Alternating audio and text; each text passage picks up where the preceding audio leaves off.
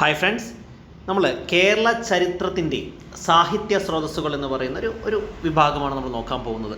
അപ്പോൾ നിങ്ങൾ ആദ്യമായിട്ടാണ് ചാനൽ കാണുന്നതെങ്കിൽ ചാനലൊന്ന് സബ്സ്ക്രൈബ് ചെയ്യുക, ക്ലാസ്സുകൾ ഇഷ്ടപ്പെടുകയാണെങ്കിൽ ലൈക്ക് ചെയ്യുക, കൂട്ടുകാർക്ക് ഷെയർ ചെയ്ത് കൊടുക്കുക. അപ്പോൾ കേരളത്തെപ്പറ്റി പരാമർശിക്കുന്ന ഏറ്റവും പുരാതനമായ സംസ്കൃത കൃതിയാണ് ഏത്?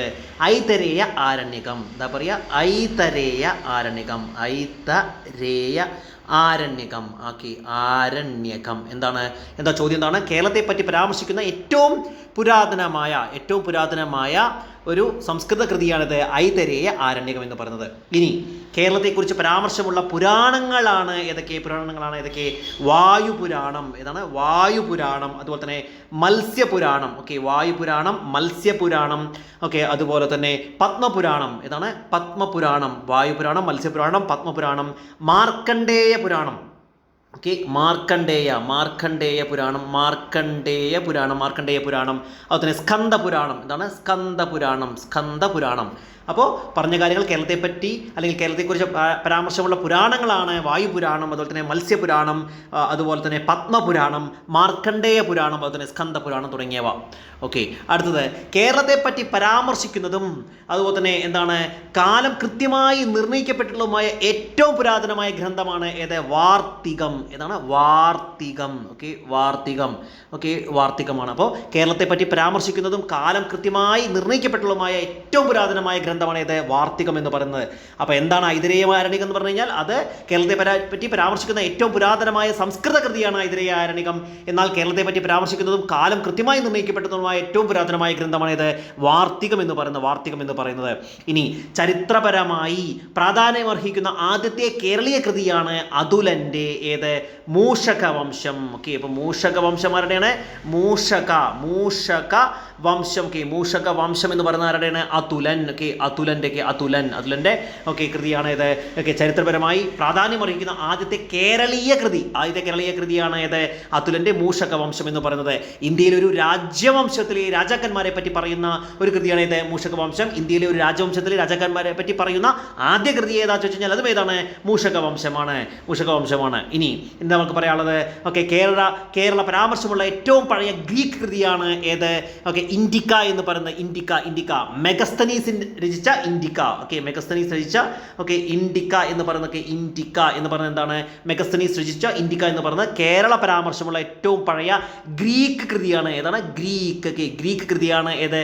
ഇൻഡിക്ക എന്ന് പറയുന്ന ആരാണ് രചന? മെഗസ്തനീസ്. മെഗസ്തനീസ് രചിച്ച ഇൻഡിക്ക എന്ന് പറയുന്നത് കേരള പരാമർശമുള്ള ഏറ്റവും പഴയ ഗ്രീക്ക് കൃതിയാണ്. ഇനി എന്താ നമുക്ക് പറയാനുള്ളത്? മുസിരിസ് തുറമുഖത്തെ പറ്റി പ്രതിപാദിക്കുന്ന ഗ്രീക്ക് കൃതിയാണ് ഏത്? പ്ലീനിയുടെ ഹിസ്റ്റോറിയ നാച്ചുറാലിസ്. ഏതാണ്? ഹിസ്റ്റോറിയ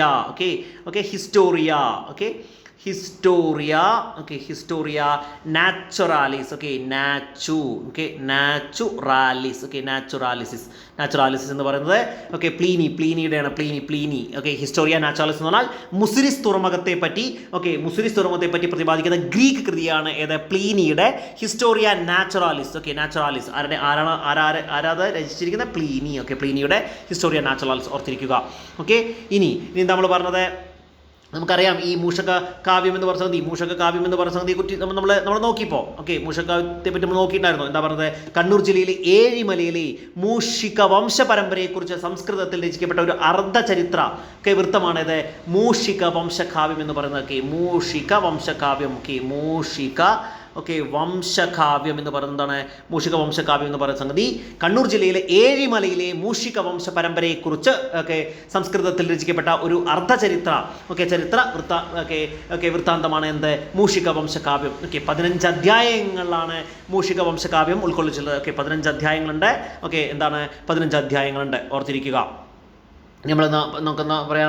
നമുക്ക് നോക്കാനുള്ളത് മൂഷിക വംശത്തെക്കുറിച്ച് ഇതൊക്കെ നമ്മുടെ ഈ ഒരു SCERT ചാപ്റ്ററിൽ കൃത്യമായിട്ട് പറഞ്ഞിട്ടുണ്ട്. 18-ാം നൂറ്റാണ്ടിൽ രചിക്കപ്പെട്ട മൂഷക വംശകാവ്യം കേരളത്തിലെയും ഇന്ത്യയിലെയും ആദ്യത്തെ രാജവംശാവലി ചരിതമാണ്. രാജവംശാവലി ചരിതമാണ് ഏത്? ഈ മൂഷക വംശകാവ്യം എന്ന് പറയുന്നത്. ഏതാണ്ട് 6-ാം നൂറ്റാണ്ട് മുതൽ ഏതാണ്ട് 6-ാം നൂറ്റാണ്ട് മുതൽ അല്ലെങ്കിൽ 6-ാം നൂറ്റാണ്ട് മുതൽ 11-ാം നൂറ്റാണ്ട് വരെ കോലത്തുനാട് ഭരിച്ച കോലത്തുനാട് ഭരിച്ച എന്താ പറയുക, കോലത്ത് ഭരിച്ചിരുന്ന മൂഷക വംശത്തിലെ രാമഘടൻ മുതൽ ശ്രീകണ്ഠൻ വരെയുള്ള 119ഓളം രാജാക്കന്മാരുടെ ഭരണകാലമാണ് ഈ കാവ്യത്തിൽ വിവരിക്കുന്നത്. അപ്പോൾ ആരൊക്കെ മുതൽ രാമഘടൻ മുതൽ ശ്രീകണ്ഠൻ വരെ ഏകദേശം 119ഓളം രാജാക്കന്മാരുടെ ഭരണകാലമാണ് ഈ കാവ്യത്തിൽ വിവരിക്കുന്നത്. ശ്രീകണ്ഠന്റെ കൊട്ടാരം കവി അതുലനാണ്. അപ്പോൾ ആരാണ്? അതുലൻ. അതുലൻ എന്ന് പറഞ്ഞ സംഗതി ശ്രീകണ്ഠന്റെ കൊട്ടാരം കവി അതുലനാണ് ഈ കാവ്യം എഴുതിയത്. ഏത്? മൂഷക വംശകാവ്യം അതുലൻ ചോദിച്ചിട്ടുണ്ട്. ചോദ്യം വരും, ഇനിയും ചോദ്യം വരും. ഇനി എന്താണ് നമ്മൾ ഹോർത്തൂസ് മലബാറിക്കസ് എന്ന് കേട്ടിട്ടുണ്ട്. ഹോർത്തൂസ് മലബാറിക്കസ് ഒക്കെ ഇഷ്ടം പോലെ തവണ നമ്മൾ കേട്ടിട്ടുണ്ട്, ചോദ്യ പേപ്പറിൽ കണ്ടിട്ടുണ്ട് ഇല്ലേ? ഹോർത്തൂസ് മലബാറിക്കസ് എന്ന് പറയുന്ന സംഗതി നമ്മൾ ഹോർത്തൂസ് മലബാറിക്കസ് നമ്മൾ കേട്ടിട്ടുണ്ട്. എന്താ ഈ ഹോർത്തൂസ് മലബാറിക്കസ് എന്ന് പറഞ്ഞാൽ മലയാള ലിപി അച്ചടിച്ച ആദ്യ ഗ്രന്ഥം. മലയാള ലിപി അച്ചടിച്ച ആദ്യ ഗ്രന്ഥമാണ്. ഏത്? ഈ ഹോർത്തൂസ് മലബാറിക്കസ് എന്ന് പറയുന്ന സംഗതി മലയാള ലിപി അച്ചടിച്ച ആദ്യ ഗ്രന്ഥമാണേത്. ഹോർത്തൂസ് മലബാറിക്കസ് എന്ന് പറയുന്ന സംഗതി. ഡച്ചുകാരുടെ ഏറ്റവും വലിയ സംഭാവനയായ ഹോർത്തൂസ് മലബാറിക്കസിൽ മലബാറിലെ ഔഷധങ്ങളെ പറ്റി മലബാറിലെ ഔഷധ സസ്യങ്ങളെ പറ്റി പ്രതിപാദിക്കുന്നു. അപ്പോൾ ഡച്ചുകാരുടെ ഏറ്റവും വലിയ സംഭാവനയായ ഹോർത്തൂസ് മലബാറിക്കസ് മലബാറിലെ ഔഷധ സസ്യങ്ങളെ പറ്റിയിട്ടുള്ള പ്രതിപാദിക്കുന്നുണ്ട്. ലാറ്റിൻ ഭാഷയിൽ തയ്യാറാക്കിയിരിക്കുന്ന ഈ ഗ്രന്ഥം എന്താണ്? ലാറ്റിൻ ഭാഷയിലാണ് ഈ ഗ്രന്ഥം തയ്യാറാക്കിയിരിക്കുന്നത്. ലാറ്റിൻ ഭാഷയിലാണ് ഈ ഗ്രന്ഥം തയ്യാറാക്കിയിരിക്കുന്ന ഈ ഗ്രന്ഥം കേരളാരാമം എന്താണ്? കേരളാരാമം എന്ന പേരിലും അറിയപ്പെടുന്നുണ്ട്. ഓർത്തിരിക്കുക.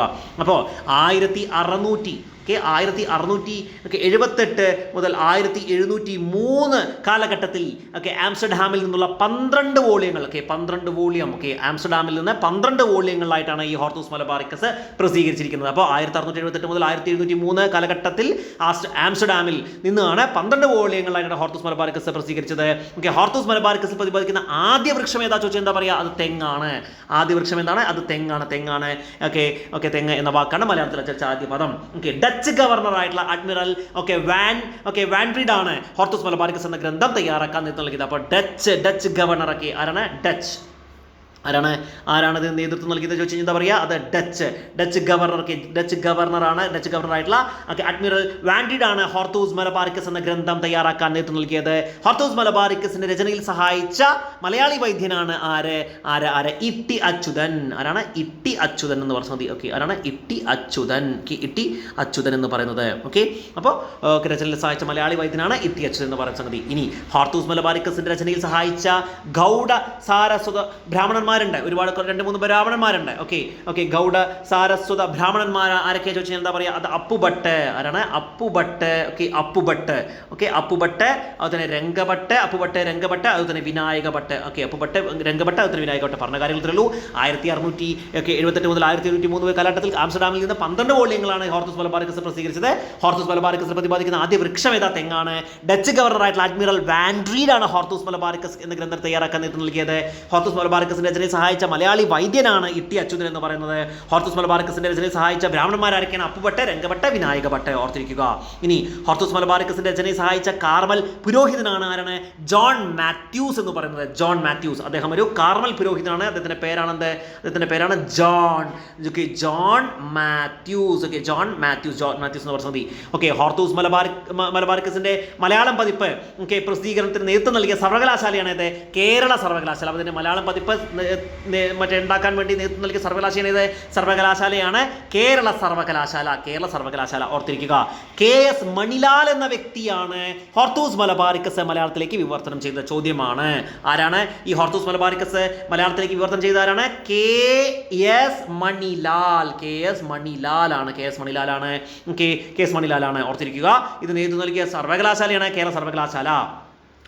മലയാള ഭാഷാ ചരിത്രത്തിലെ ഏറ്റവും പഴക്കം ചെന്ന കൃതി ഏതായെന്ന് ചോദിച്ചു കഴിഞ്ഞാൽ എന്താ പറയുക? അത് രാമചരിതമാണ്. ചീരാമൻ രചിച്ച രാമചരിതമാണ്. അപ്പോൾ നമ്മൾ ഹോർത്തൂസ് മലബാറിക്കസിനെ കുറിച്ച് നമ്മൾ നോക്കി. അടുത്ത് നമ്മൾ നോക്കുന്നത് എന്താണ്? മലയാള ഭാഷാ ചരിത്രത്തിൽ ഏറ്റവും പഴക്കം ചെന്ന കൃതിയായി കണക്കാക്കുന്നത് ഏതാണ്? ചീരാമൻ. ചീരാമൻ രചിച്ച രാമചരിതം. ചോദ്യം വന്നിട്ടുണ്ട്. രാമചരിതം ചീരാമൻ രചിച്ച രാമചരിതമാണ്. മലയാളം ഭാഷാ ചരിത്രത്തിൽ ഏറ്റവും പഴക്കം ചെന്ന കൃതി ഏതാണ്? ചീരാമൻ രചിച്ച രാമചരിതമാണ്. കേരളത്തെക്കുറിച്ച് പരാമർശിക്കുന്ന കാളിദാസന്റെ കൃതി ഏതാ ചോദിച്ചാൽ എന്താ പറയുക? കേരളത്തെക്കുറിച്ച് പരാമർശിക്കുന്ന കാളിദാസന്റെ കൃതി. ഓക്കെ, കാളിദാസന്റെ കൃതിയാണ് ഏതാണത്? അതാണ് രഘുവംശം. രഘുവംശം കാളിദാസന്റെ കൃതിയാണ് ഏത്? കേരളത്തെക്കുറിച്ച് പരാമർശിക്കുന്ന കാളിദാസന്റെ കൃതിയാണ് ഏത്? രഘുവംശം. ഏതാണ്? രഘുവംശം ഓർത്തിരിക്കുക. ഇനി അടുത്ത റിപ്പീറ്റ് ആയിട്ട് വന്ന ചോദ്യമാണെന്ത്? ഓണത്തെക്കുറിച്ച് പരാമർശമുള്ള സംഘകാല കൃതി. ഓക്കെ, ഓണത്തെക്കുറിച്ച് പരാമർശമുള്ള സംഘകാല കൃതിയാണ് ഏത്? മധുരൈ കാഞ്ചി. ഏതാണ്? മധുരൈ. ഓക്കെ, മധുരൈ കാഞ്ചി എന്ന് പറയുന്നത് ഓണത്തെക്കുറിച്ച് പരാമർശമുള്ള സംഘകാല കൃതിയാണ് ഏത്? മധുരൈ കാഞ്ചി രചിച്ചത് ആരാ ചോദിച്ചാൽ എന്താ പറയാതെ? മാങ്കുടി. ആരാണ്? മാങ്കുടി മരുതൻ. ഓക്കെ, മാങ്കുടി മരുതനാണ് എന്ത്? ഓക്കെ, മധുരൈ കാഞ്ചി രചിച്ചത്. അപ്പോൾ ഓണത്തെക്കുറിച്ച് പരാമർശം സംഘകാല കൃതിയാണ് മധുരൈ കാഞ്ചി രചിച്ചതാരാണ്? മാങ്കുടി മരുതനാണ് ഓർത്തിരിക്കുക. ഇനി കേരളപ്പഴമ. ഓക്കെ, കേരളപ്പഴമ അത് ചോദ്യം കേട്ടോ. കേരളപ്പഴമ എന്ന ഗ്രന്ഥത്തിന്റെ കർത്താവാണ് ബാസിൽ ഇവാഞ്ചലിക്കൽ മിഷൻ. ഓക്കെ, ബേസിൽ ഇവാഞ്ചലിക്കൽ മിഷണറി സൊസൈറ്റിയുടെ പ്രവർത്തകനായ ഹെർമൻ ഗുണ്ടട്ട്. ആരാണ്? Hermann Gundert. അപ്പോൾ കേരളപ്പഴമ ആരാണ്? ഹെർമൻ.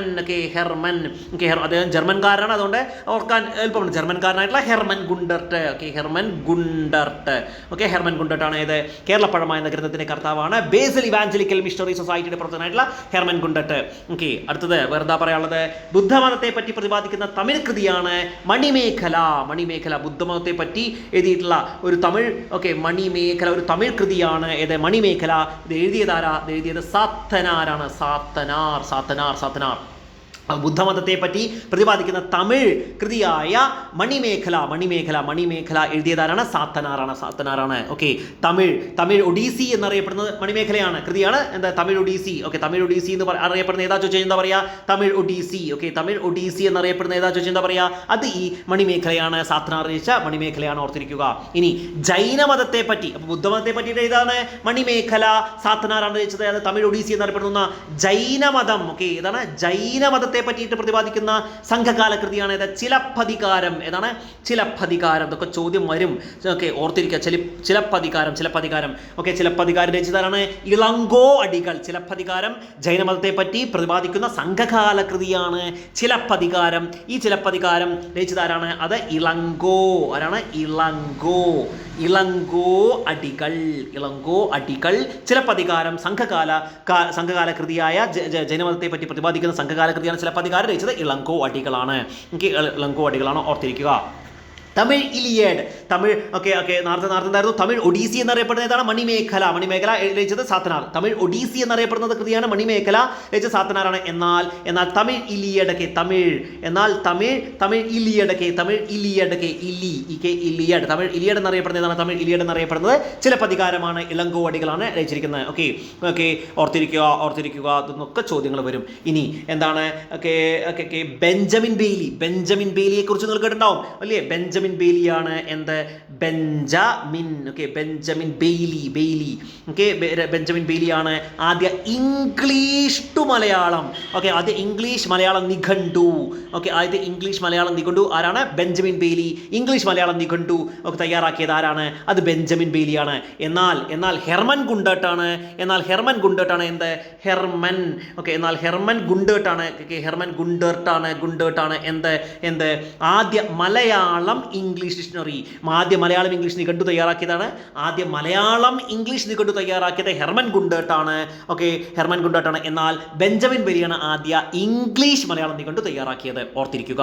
അടുത്ത റിപ്പീറ്റ് ആയിട്ട് ചോദിച്ച ചോദ്യമാണ് 1772 പ്രസിദ്ധീകരിച്ച സംക്ഷേപ വേദാർത്ഥം. ഏതാണ്? സംക്ഷേപ വേദാർത്ഥമാണ്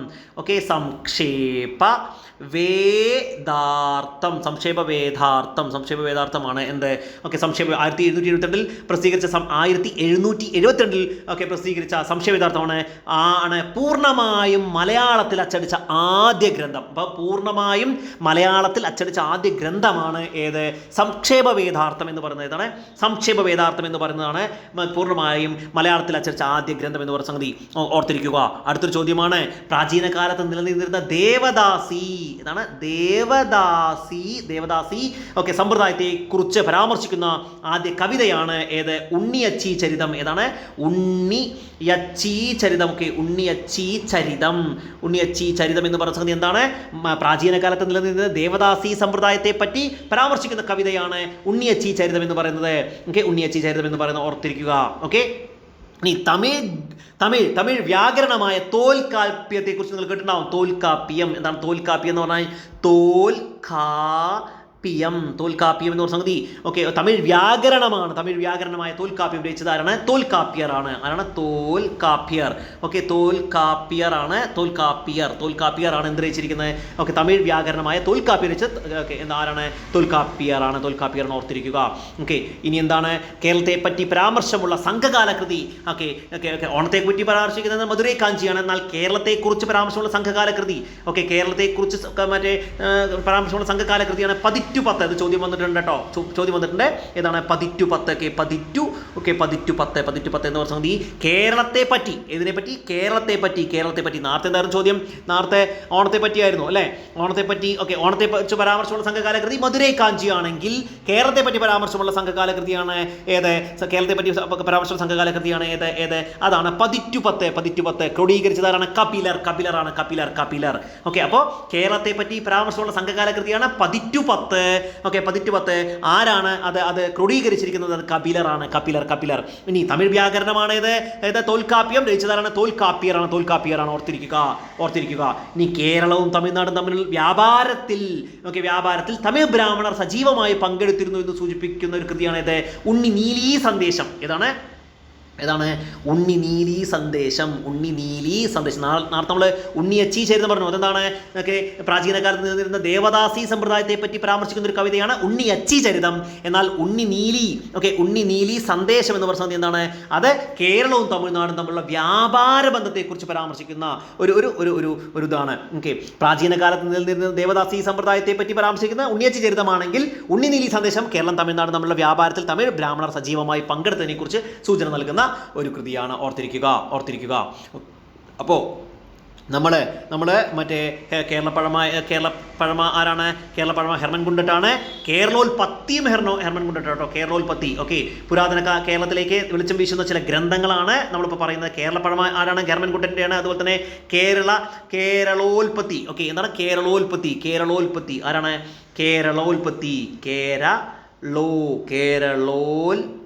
കേരളോൽപ്പത്തി ആരാ? അതും ഹെർമൻ ഗുണ്ടട്ടാണ്. മൂഷകവംശം അതുലനാണ്. മലബാർ മാനുവൽ ആരാണ്? അത് വില്യം ലോഗൻ. മലബാർ മാനുവൽ ആരാണ്? അത് വില്യം ലോഗൻ്റെയാണ് മലബാർ മാനുവൽ. അപ്പോൾ പുരാതന കേരളത്തിലേക്ക് വെളിച്ചം വീശുന്ന ചില ഗ്രന്ഥങ്ങളാണ്. ഓക്കെ, ഇനി പ്രധാന സംഘകാല കൃതികൾ ഏതൊക്കെയാണ് നമ്മൾ കുറേയൊക്കെ നോക്കി. മണിമേഖല, ചിലപ്പതികാരം, പതിറ്റുപത്ത് ഓക്കെ അതുപോലെ തന്നെ അഗനാനൂറ്, പുറനാനൂറ്, മധുരൈ കാഞ്ചി, തോൽക്കാപ്യം ഓക്കെ ജീവക ചിന്താമണി ഇതൊക്കെ സംഘകാല കൃതിയാണ്. ഓർത്തിരിക്കുക. ഇനി എന്താണ്? ചാലിയം കോട്ടയിലെ വിജയത്തെ പ്രകീർത്തിച്ചുകൊണ്ട് ഖാസി മുഹമ്മദ് ചാലിയം കോട്ടയുടെ വിജയത്തെ പ്രകീർത്തിച്ചുകൊണ്ട് ഖാസി മുഹമ്മദ് രചിച്ച അറബിക് കാവ്യമാണത് ഫത്തുൽ മുബീൻ. വ്യക്തമായ വിജയം, ആധികാരികമായ വിജയം എന്നർത്ഥമുള്ള ഫത്തുൽ മുബീൻ രചിച്ചതാരാണ്? ഖാസി മുഹമ്മദ് ആണ്. അതെന്താണ്? ചാലിയം കോട്ടയിലെ വിജയത്തെ പ്രകീർത്തിച്ചുകൊണ്ട് ഖാസി മുഹമ്മദ് രചിച്ച അറബിക് കാവ്യം. ഇതൊരു അറബിക് കാവ്യമാണ്. ആരാണ്? ഫത്തുൽ മുബീൻ എന്ന് പറയുന്ന അറബിക് കാവ്യം ഖാസി മുഹമ്മദ് രചിച്ചു. കേരളത്തിലെ പോർച്ചുഗീസ് അതിക്രമങ്ങളെ കുറിച്ച് പ്രതിപാദിക്കുന്ന കൃതിയാണ് ഷെയ്ഖ് സൈനുദ്ദീൻ്റെ. ആരുടെയാണ്? ഷെയ്ഖ് സൈനുദ്ദീൻ രചിച്ച തുഫുത്തുൽ മുജാഹിദീൻ. ഏതാണ്? തുഫുത്തുൽ മുജാഹിദീൻ എന്ന് പറയുന്നത് ആരുടെയാണ്? അത് ഷെയ്ഖ് സൈനുദ്ദീൻ രചിച്ച ഒരു കൃതിയാണ്. കേരളത്തിലെ പോർച്ചുഗീസ് അതിക്രമങ്ങളെ കുറിച്ച് പ്രതിപാദിക്കുന്ന കൃതിയാണ്. ഓർത്തിരിക്കുക.